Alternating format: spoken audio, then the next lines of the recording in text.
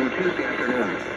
The National Weather Service in Mount Holly has expanded the flash flood watch to include portions of southern New Jersey and Pennsylvania, including the following areas in southern New Jersey: Camden, in Pennsylvania, Carbon, eastern Montgomery, Lehigh, Lower Bucks, Monroe, Northampton, Philadelphia, Upper Bucks, and western Montgomery.